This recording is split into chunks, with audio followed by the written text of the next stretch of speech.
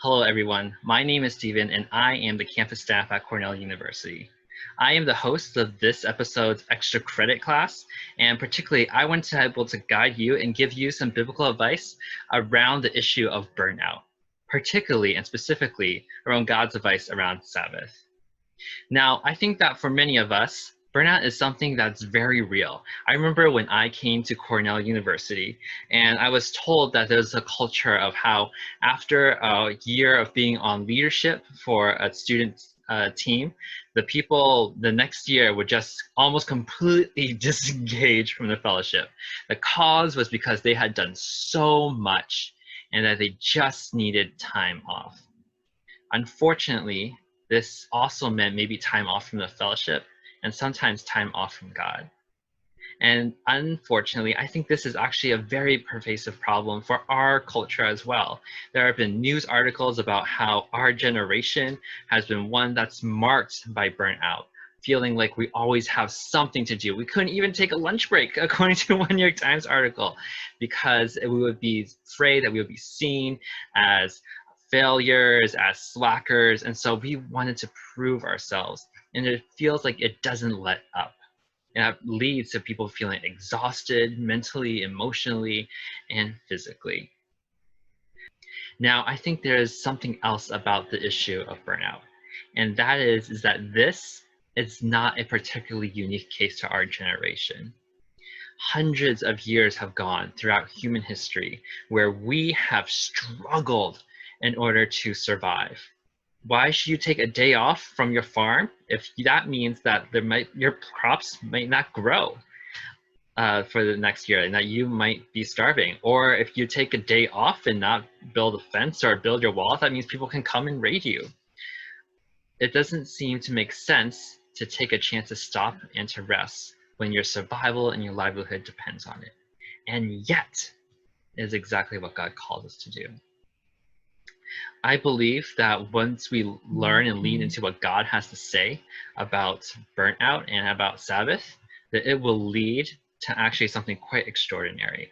And that the reason why we need to learn it now when we are students is because what we practice now is going to carry on with us after our graduation.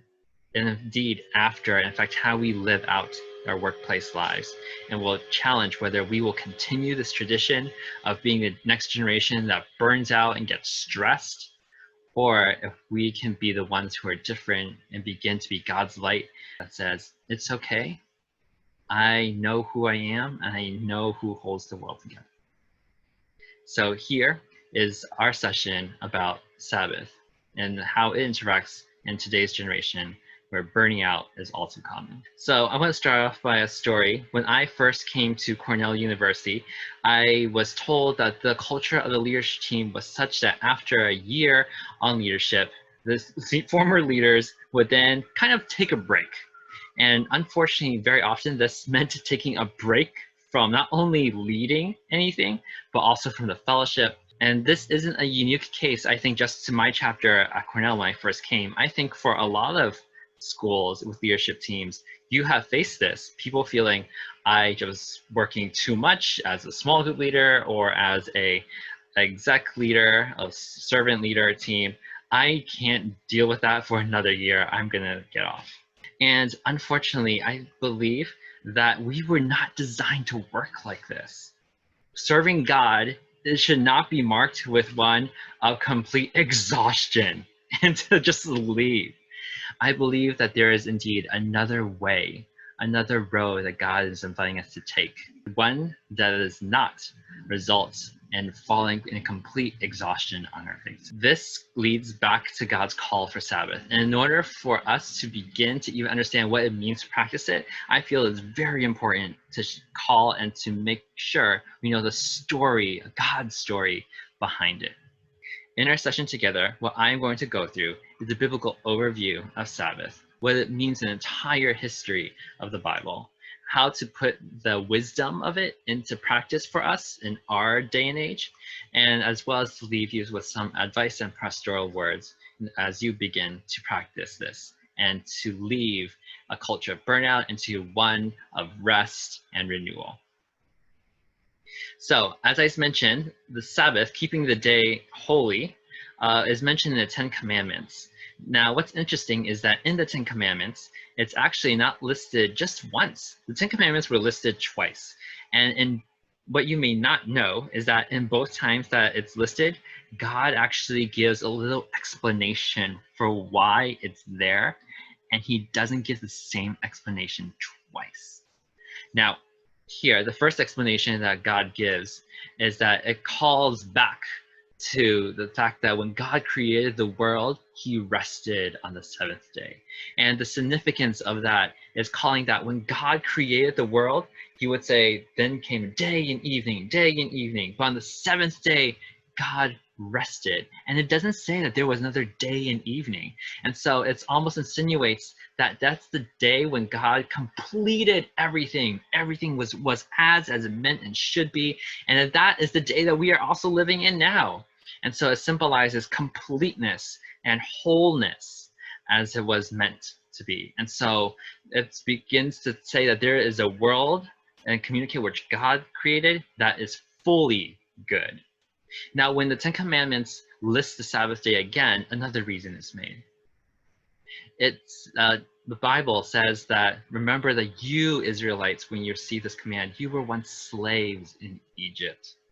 And it says that because now you are no longer slaves, this practice, this was what you're going to do to symbolize and to live in complete freedom. Because that is what God has called you to.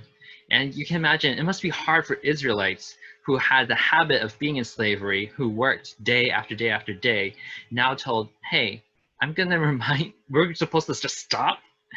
And God says, yes, you guys need a reminder that you are no longer slaves in Egypt. You guys have habits and schedules and rituals built into you. I'm going to help break that by having you guys perform this commandment.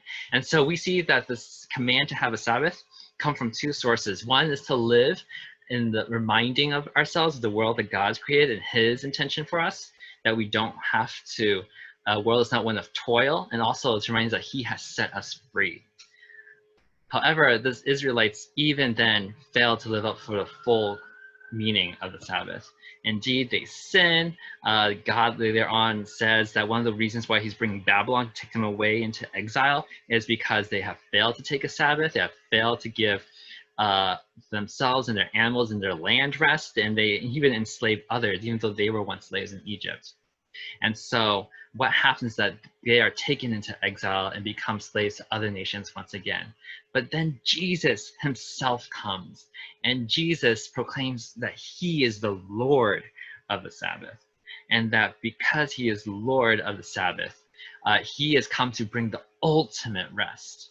And so he sees people toiling, and he grants them too freedom, reminding them again, you don't have to toil for to be loved, to be saved, to be worthy of love and attention, to survive in this world. God has come at last. Or as he said in Luke, that he has come to set the slaves and the oppressed free and to proclaim the year of the Lord's favor. The year of the Lord's favor, which, by the way, refers to the year of Jubilee, which the Israelites were supposed to celebrate every seven years. So 7 times 7 is 49, and so the 50th year was like this seventh year. And so in the 50th year, you're supposed to release your slaves. You don't have to work the land and everything. And Jesus proclaiming he's the symbol of the ultimate rest that's come. And he invites us now to begin living like that, no longer as part of the sinful, toil-away world, but the one in which we can recognize, I'm free. It is finished. I no longer have to I no longer have to strive without ceasing. And as Jesus said himself, come to me, all you who are weary and burdened, and I will give you rest. So here's something I want to share with all of you and have you reflect on. What do you feel is enslaving you? All of us have things that are taking authority over us in our lives. For some of us, that's work. We feel like we have to work, otherwise we're not doing the best that we can. Otherwise, we're being lazy.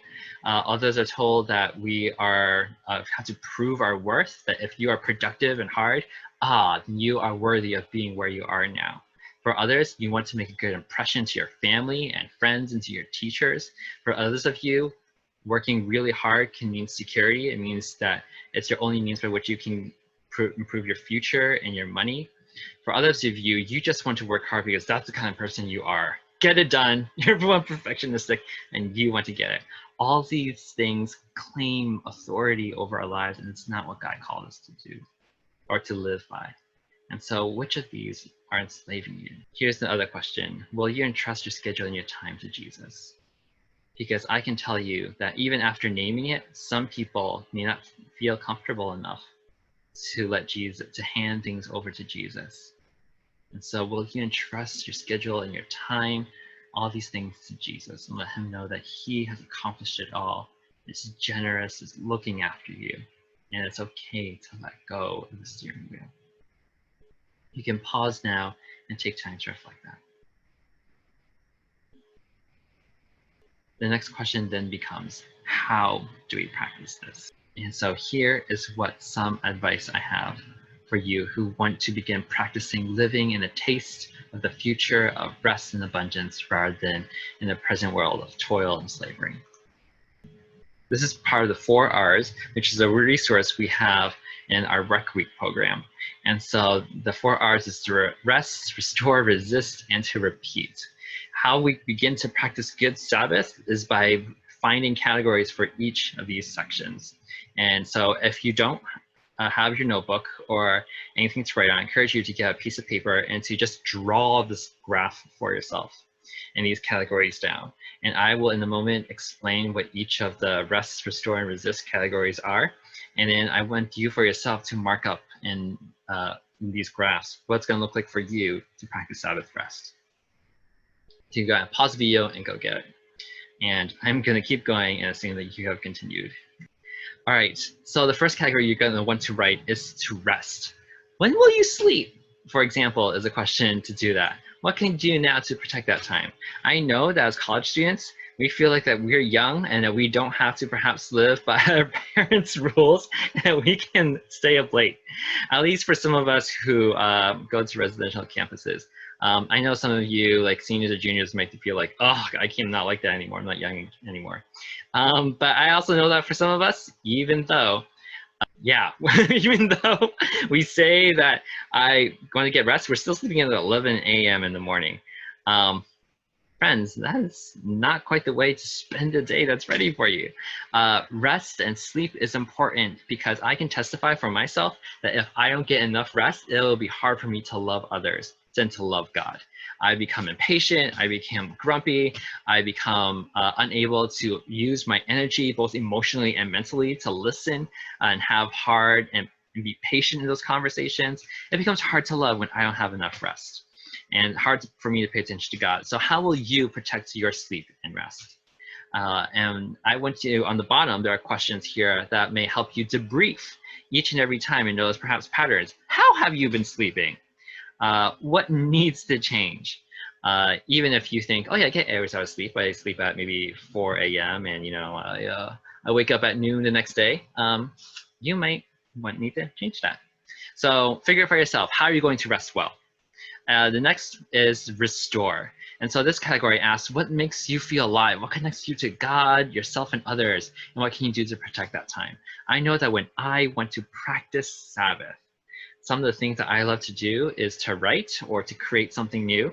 And so I may like to draw, I may like to design something, I may like to imagine a funny story and write that down. It allows me to exercise these different things in my life that I otherwise normally would not get to during my week.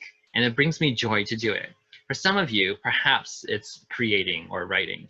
For others, it might be cooking as well and experimenting with new things. For others of you, it might be hiking. For others, connecting with family and friends and going out to eat. Well, maybe not now, depending on where you are. But you can still practice good things even in this pandemic. And so what's going to restore you and let you enjoy and get that taste of what God's kingdom is like. Because again, God is restoring this world for good. And so when we get a chance to live and to remind ourselves in these practices, we go, that's right. God didn't make me to toil. He created us to live in joy and according to his gifts and generosity. Some of you might need to worship and to just read the Bible without having to lead someone in the Bible story, just to read it in a psalm and to enjoy it for yourself. And so again, what makes you feel alive with the joy of God? If you're an introvert, take time by yourself. Feel no pressure to go and to need to help someone. If you are extrovert, find friends who want to hang out, whether online or distancing in some way. But go ahead and reflect over that. All right, the third R is to resist. And that means that for a lot of us, there are things that we do in a typical week that might try to come and slide its way into our Sabbath. And it's important that we resist those things. Now, some of those things are patterns of sin as well, and not just work. So personal patterns of sin, systemic, relational, for example, is that there might be people that you're connected to that drive you insane. And maybe you need a break from them in order to enjoy a good Sabbath.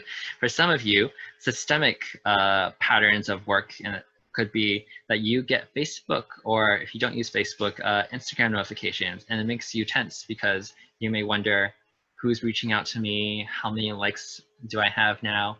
And those things actually inhibit you from recognizing you yourself as a child beloved God who does not need to perform or to win approval. And so you need to actually resist your phone or your computer completely.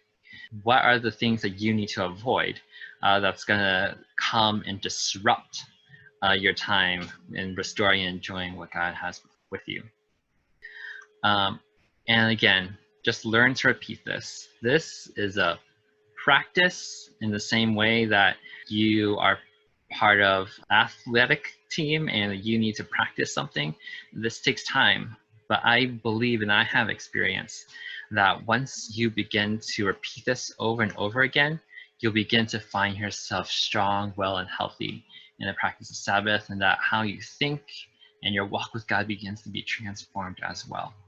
In the same way that your body is transformed as you begin to practice working out or part of an athletic team.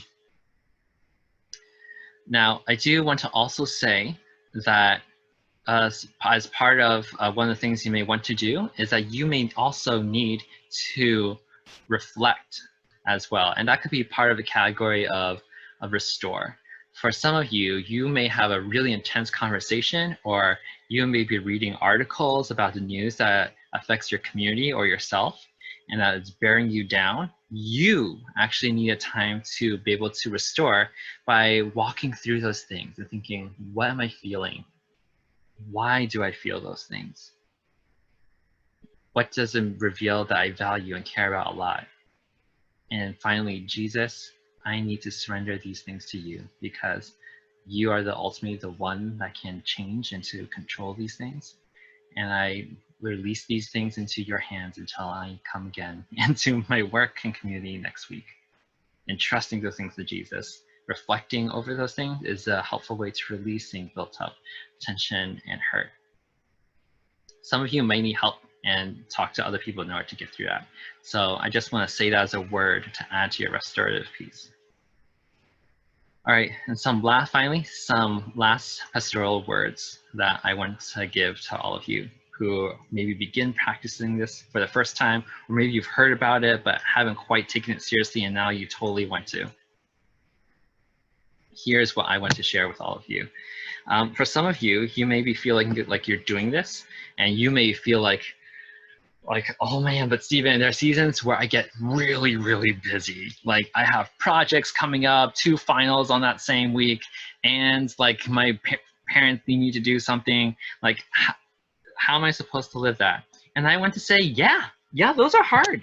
Those are specific seasons in which you need to maybe adjust a little bit. Because again, when we're taking God's taste of Sabbath, we aren't doing it out of the desire to please God. It's God's gift to us. And so there might be seasons in which you're busy, and that's okay. You can go ahead and figure out how you're going to live in that, but remind yourself to come back to living out the wisdom of God's Sabbath and not to let your busy season become your regular norm. You may want to tell a friend like, hey, I'm in a busy season, but after I'm done, which is around here, I need you to come back and to remind me to take Sabbath again, so that I won't fall into the trap of toil and slavery again in this world. So I just want to say a word for those of you who might be feeling that. For others of you, you might feel like, oh, this sounds really hard, which is a little ironic because rest is supposed to, rest. But I have had students who begin practicing this and they kind of dip their toe in the water and say, nope, I cannot do this. I want to encourage you and recognize that it is hard for some of you. Because for some of you, I'm going to put it a little bluntly because I've recognized in some of the students I worked with, work is an addiction. Productivity is a powerful slave master. And when you stop working, then you begin to face addiction withdrawals. You may begin to feel inadequate, uneasy, fidgety. Your mind is racing to things that you need to do the next week. I want to encourage you to, again, in those moments, reflect, lift, and recognize what is revealed about yourself in your heart. Lift those things to God and come to a community that can help you. And that comes to my other piece of advice. Find a community that can help you. Don't do this alone. Even if you feel like you're the only person in your team, exec team, find some people in your chapter who will be willing to experiment and try this with you. And even if you're the only person in your chapter, talk with other staff and find other students in our region who are doing it, because there definitely are.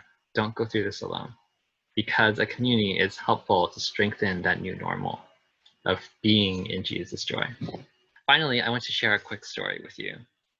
This is from our regional director in New York, New Jersey, and he shared that years ago, his identity was stolen and his savings was completely wiped out, both he and his wife.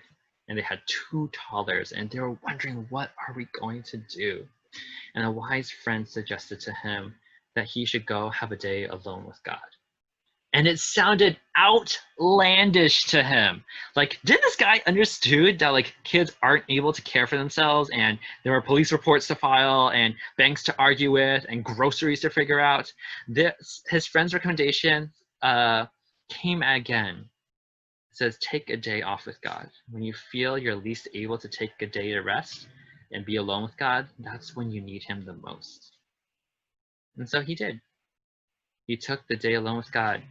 And he did it more out of obedience than of joy. But he said that his life was forever changed when he and his wife did that. It changed his life, his leadership. They were cleansed and refreshed in body, soul, and heart and spirit.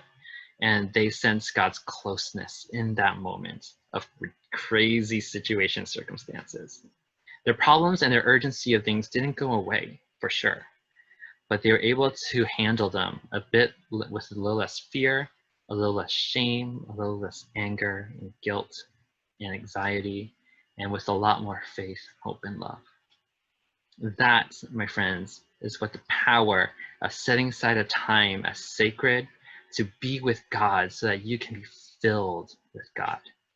And that is what will actually help empower, enable you to, as you return to work for the other days of the week, to do so, knowing, again, having been reminded of the story that you're a part of, that you no longer to prove your worth, your place in this world. You don't need to struggle and make sure you're surviving. God is right there with you. He loves you, and that he is giving you life, just like what we learned this past Monday's Bible story. And so if you have any more questions, you can feel free to ask your staff or anyone on the Summer Master team. But I hope that for you, as you begin to practice this, it will transform not only you, but the people around you, and indeed how you engage when you lead revival into this next season and after graduation as well. Take care.